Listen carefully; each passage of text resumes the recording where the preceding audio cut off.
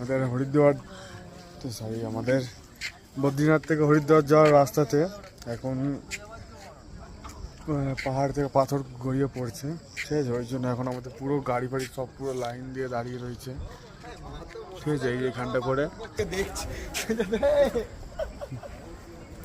জানি না এখন আপনারা দেখতে পাবেন কিনা।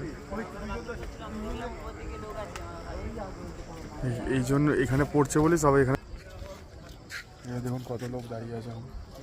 এই যে আমাদের গ্রুপে এখানে দাঁড়িয়ে আছে।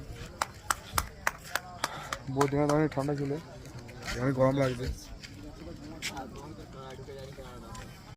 বন্ধুরা আমরা এখন হরিদ্বার যাওয়ার রাস্তায় একটা নাইনি রেস্টুরেন্ট বলে একটা জায়গা মানে রেস্টুরেন্ট আছে, এখানে আমরা 8 জন ভেজ বিরিয়ানি অর্ডার করেছি, আর একজন প্লেন রাইস ফ্রায়েড রাইস আর একজন মিক্স ফ্রায়েড রাইস।